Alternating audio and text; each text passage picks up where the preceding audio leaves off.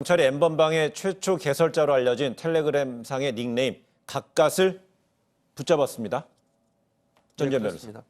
예, 지금 갓갓이 붙잡혔는데 네. 갓갓 같은 경우에는 이제 본인의 신분을 무슨 수능을 준비한다고 속이기도 하고 본인은 절대 잡히지 않을 것이라는 SNS상의 문자를 지인에게 남기기도 했는데요. 네. 경찰은 갓갓 수사를 배당받은 이후부터 일찌감치 갓갓의 어떤 IP를 특정해 추적해 온 끝에 9일 날 긴급 체포가 됐다고 하고 바로 내일 이제 영장 심사가 있다고 합니다. 네. 이제 갓갓의 신병을 확보함으로 인해서 왓치맨 켈리는 원래 재판을 받고 있었고요. 붓다, 이기야, 갓갓, 그다음에 조주빈까지 운영진의 신병은 대부분 이제 경찰이 확보를 했고 이로써 사건은 어느 정도 일단락을 지을 것으로 볼 수가 있는데 이것과 관련해서 아마도 고심이 되는 부분이 범죄단체의 조직죄를 적용을 할 것인지 이것과 관련해서 이제 법리적인 검토를 할 것으로 보이고 그다음에 저 사람들이 본인이 수익을 어디까지 확보를 했는지 어디 감추고 있는지 좀 얘기를 하고 있지 않아가지고는 해외 공조수사라든지 가상화폐 거래소 압수수색을 계속하고 있는 것으로 보이는데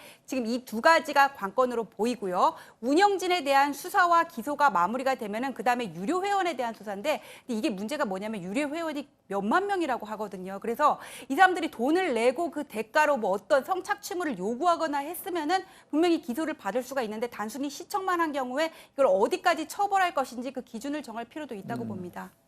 네, 최진봉 교수. 예, 그러니까 일단 말씀하신 것처럼 기본적으로 갓갓 같은 경우는 본인이 잡히지 않을 거라고 그렇게 뭐라 그래야 되나요? 그 허풍을 떨었다고 네. 표현하는 게 맞을 것 같은데 그렇게 얘기하고 다녔어요. 왜냐하면 본인은 돈을 실제 받지 않고 문화상품권 같은 걸로 받기 때문에 절대로 잡히지 않는다 이런 얘기했고 그러니까 국민들의 원성이나 불만이 얼마나 컸습니까? 또 갓갓 같은 경우는 실제로 이 박사방을 만든 조주빈이 모방할 정도로 최초로 이런 성착취 영상물을 만드는 유포하는 그런 텔레그램 방을 만들었던 사람이에요. 가장 네. 제가 볼 때는 그 중요한 어떤 범죄자고 이 범죄자를 통해서 텔레그램 멤버방이 어떻게 발전돼 왔고 또 최초로 어떻게 만들어졌으며 또 박사방을 운영했던 조주빈이 어떤 관계를 통해서 그곳에 들어가게 됐으며 본인과 어떤 관계가 있는지도 저는 찾아봐야 된다고 생각을 해요.